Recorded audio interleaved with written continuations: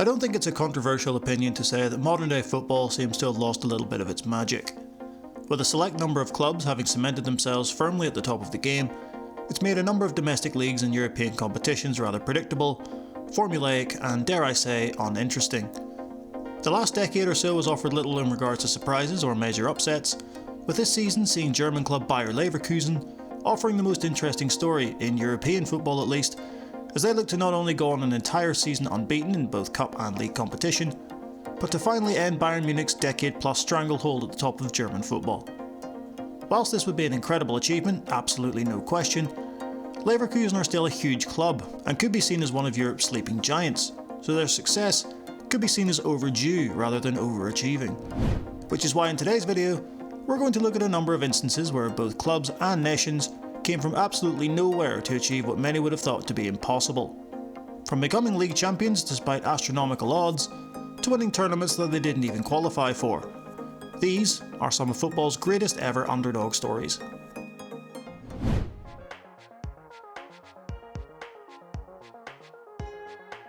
With just 9 games remaining of the 2014-15 Premier League season, the Foxes found themselves bottom of the table with just 19 points from 29 games, 7 points adrift from safety. However, a run of 7 wins in their last 9 games saw Leicester City secure Premier League survival, becoming only the 3rd team to avoid relegation after being bottom at Christmas. The following season saw the club appoint veteran manager Claudio Ranieri, with the hope that his experience in the game would give Leicester a much more comfortable season, with the aim of establishing the club as a mid-table Premier League side. To say that the Italian, along with his squad of journeymen and relative unknowns, went above and beyond those expectations would be a gargantuan understatement. With odds of 5,000 to 1, Leicester City went on to become champions of England come the end of the season. For context, the odds of amateur ski jumper Eddie the Eagle Edwards winning gold at the 1988 Winter Olympics were 2,500 to 1, and the odds of Elvis Presley being revealed as still being alive and well were 2,000 to 1 at the beginning of that Premier League season. Leicester would win the league by 10 points from second placed Arsenal, only suffering 3 league losses and conceding the joint second lowest number of goals. Not only that, but forward Jamie Vardy broke the consecutive Premier League scoring record, netting in 11 games in a row, as well as winger Riyad Mahrez claiming the PFA Players Player of the Year award, the first African player ever to do so.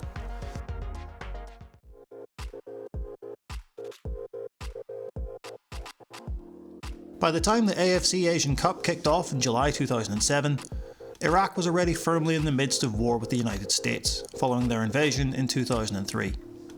Not only were the nation's players having to deal with the horrors of what was happening in their homeland, but once they had qualified for the tournament, which was a major achievement in and of itself, they then had the threat of criminal gangs trying to extort them, as they despised the fact that the national side contained Shia, Sunni and Kurd people working together. Players were forced to leave the country, as they would later reveal horror stories of their family members and teammates being killed. Keep in mind, this was all after a period of the Iraqi FA being controlled by Uday Hussein, son of former dictator Saddam, where players were beaten, tortured and arrested if they didn't perform well. This had also been happening with the backdrop of war, this time with Iran, and later the Gulf War, making it even more difficult for players to play to their full potential.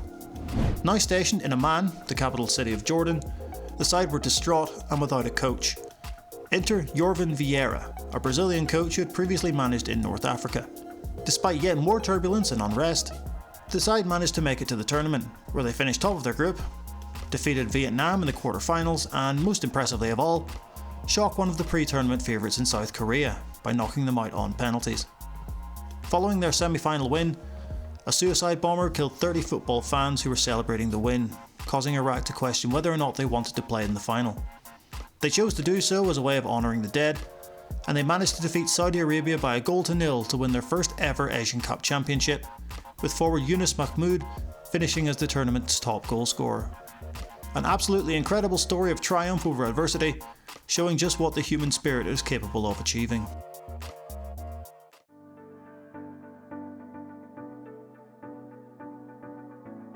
With the upcoming Men's European Championships in the summer of 2024, the subject of the 2004 tournament will no doubt be brought up on numerous occasions, despite the fact that the team which won that edition of the tournament won't even be in Germany this time around. During qualification, Greece raised eyebrows by finishing top of their group ahead of Spain, but weren't seen as much of a threat heading into the tournament proper, with their odds of 150 to 1 emphasising their status as one of the most unfancied nations in the competition. However, many would have to re-evaluate the threat that they could cause, as they immediately shocked host nation Portugal in the opening game by defeating them by 2-1. Greece would scrape out of the group stage on account of goals scored, but were arguably given the toughest opponents possible in the quarter-final game against reigning European champions France. Incredibly, through a 65th minute goal from Angelos Karisteas, Greece would knock Les Bleus out of the tournament, before doing the same to 1996 finalist the Czech Republic, with Trajanos Delas finding the net in extra time to send the Greeks through to the final, where the tournament would end as it started, with Greece taking on the host Portugal. And Greece would hold on to not only defeat Portugal for the second time in the competition, but as Greek left-back Tiakis Faisas said, they had to work with the tools that they had. Either way, no matter how they did it, Greece stood above all the others in the summer of 2004 as the most unlikely European champions of all time.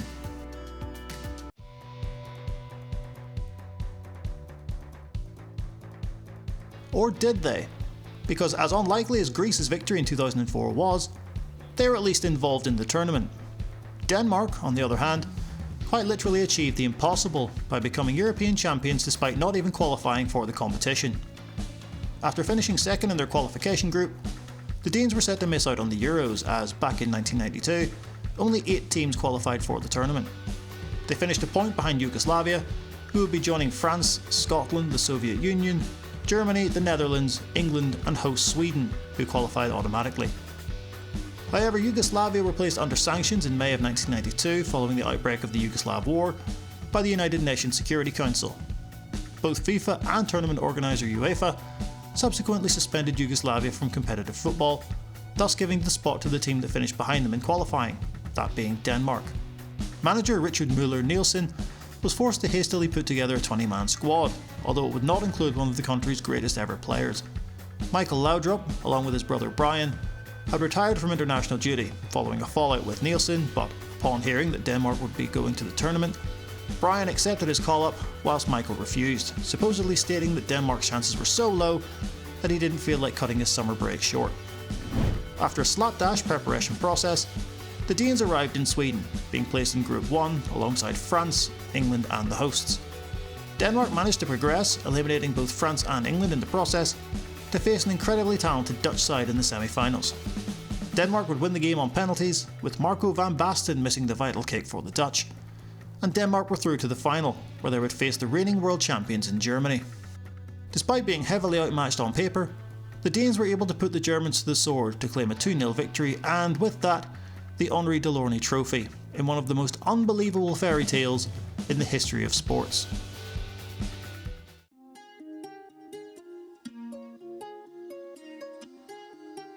Despite having established themselves as a solid Premier League side by 2013, Wigan Athletic were a side more accustomed to fighting relegation than challenging for Europe throughout their stay in England's top flight. A modest club with modest resources, Wigan's 2012-13 season looked to be business as usual, flirting with the bottom 3, but ultimately surviving by the skin of their teeth. This, however, would not be the case, as this season would mark the end of the Latics Premier League stay, as they finished 18th and were subsequently relegated to the Championship.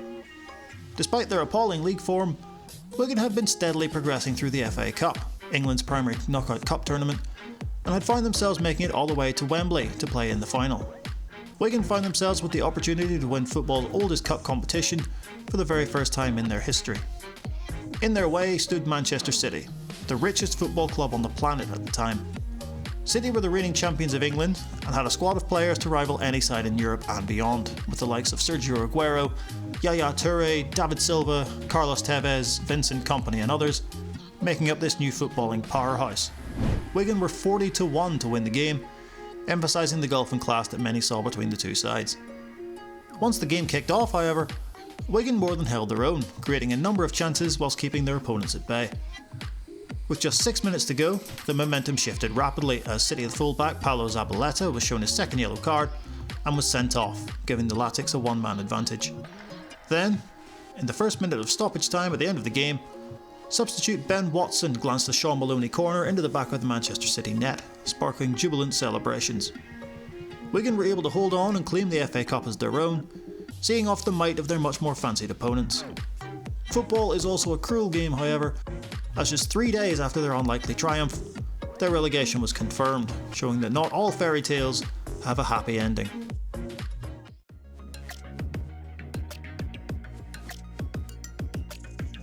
Whilst Wigan's achievement in their cup triumph was unexpected, they were at least competing at the same level as their opponents in regards to both sides being in the top flight of the English game. This was not the case for now defunct French side Calais RUFC Union back at the turn of the millennium. Not only were they not in their country's top division, they weren't even a professional side, as they were competing in the fourth tier of French football as an amateur team. For Calais to reach the final, it would take 11 games in total. Their first 5 included 4 other amateur sides and 1 semi-professional team, before they were matched up against Lille of the French second tier, their first fully professional opponents, and a side that had lifted the trophy on 4 occasions in the past. A 1-1 draw at their tiny home ground, the Stade Julien Denis, led them to overcoming Lille 7-6 on penalties. Up next was top flight side Strasbourg, with the game having to be moved 65 miles away from Calais to Lens, as their home stadium was too small to host the game. Again, they would shock their opponents by knocking them out of the competition by 2-1. The wave of support for these plucky underdogs continued to grow, but their greatest test awaited them in the semi-finals, as they were drawn against Porto, the current French champions, who were awash with international stars. Again, being played in Lens, Calais overcame the astronomical odds to eliminate the French champions after extra time by a score of 3-1. With that, Calais would make their way to the Stade de France for a showdown with Nantes, with the whole of France behind them. This side, filled with shopkeepers, gardeners and electricians, whose manager worked as a council foreman, were 90 minutes away from immortality. 34 minutes in, Calais took a shock lead through Jérôme Dutitre, before being pegged back 15 minutes later through Antoine Sibierski. Calais would go on to lose the game in heartbreaking circumstances, as it would be a 90th minute penalty which resigned them to defeat. Despite losing on the day, Calais, in the eyes of many, were the victors that afternoon. Even the Nantes captain Michael Landreau invited the Calais skipper Reginald Baquet to lift the trophy alongside him. Whilst Calais RUFC may have been liquidated in 2017, the memories of what they achieved in their legendary cup run almost a quarter of a century ago will live on forever.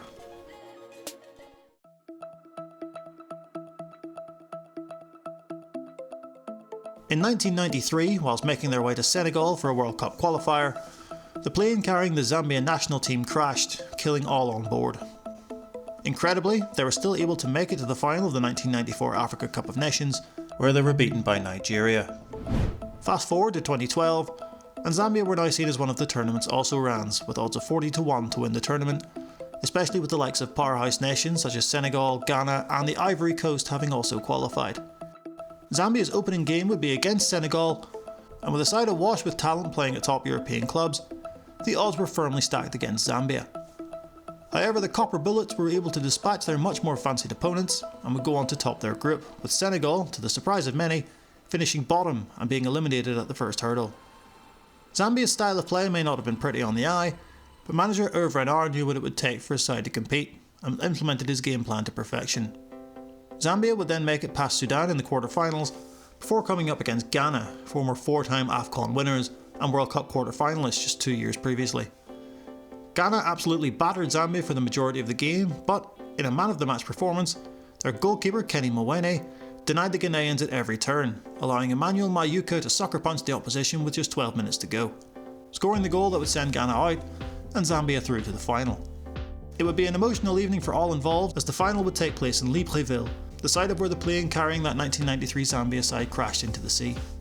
The place that marked the nation's greatest footballing tragedy would go on to become the site of their greatest footballing triumph, as Zambia, by way of a penalty shootout, following a 0-0 draw, would go on to topple perennial heavyweights the Ivory Coast, featuring the likes of the Touré brothers, Didier Drogba and Solomon Kalou, to claim the title of Champions of Africa for the very first time. Manager Hervé Renard dedicated their victory to those who had been lost on that fateful day, honouring their memory whilst creating new ones for a new generation of Zambian football fans. "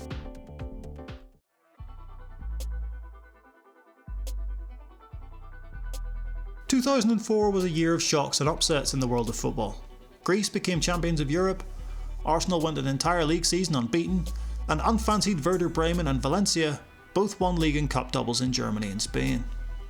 In regards to Europe's premier club competition, there would be no exception to the weirdness that enveloped the sport that year, as the Champions League final would see French club AS Monaco take on Portuguese side FC Porto. Whilst Porto are one of the most dominant sides in their domestic league and cups, and their continental performances up until this point were fairly notable, performances that included a European Cup in 1987, at this point in time they were light years behind the likes of Madrid's Galacticos, Arsenal's soon-to-be Invincibles, and reigning European champions AC Milan. At the time, the Portuguese league was ranked as the 9th best league in Europe by UEFA, so many perceived Porto as a big fish in a small pond, so when they were drawn into a group which included both Marseille and Real Madrid, many would assume that Porto would be the team to be dropping out of the Champions League and into the UEFA Cup following conclusion of the group stage.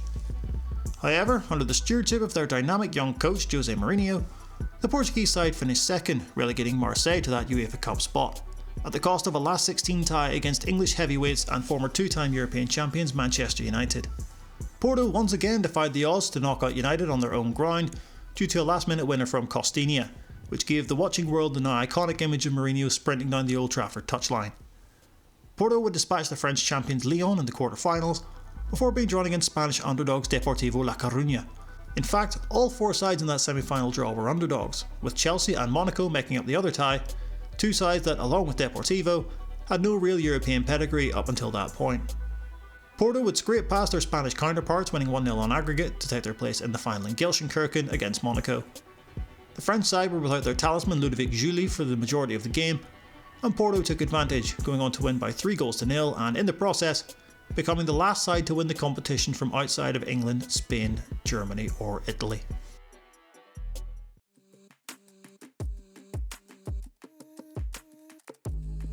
In the 126 years of the Italian top flight, only 16 teams have claimed the Scudetto as their own, with Juventus, AC Milan and Internazionale claiming a combined 74 championships between them in that time. Other noteworthy sides such as Napoli, Roma and Fiorentina have sat atop of the Serie A table.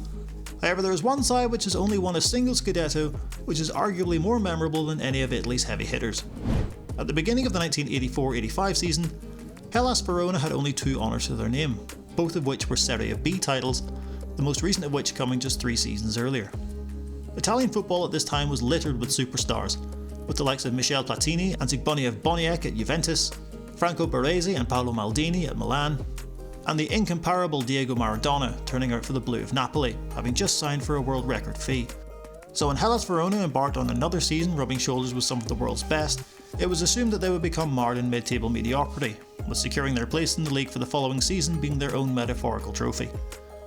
On the opening day, with the eyes of the world on their opponents, Verona would shock Napoli by securing a 3-1 win, and this momentum would continue on all the way to January, as the Yellow and Blues went on a 15-game unbeaten run, with the contributions of Hans-Peter Bruegel and the enigmatic Preban El Chiar being of particular note.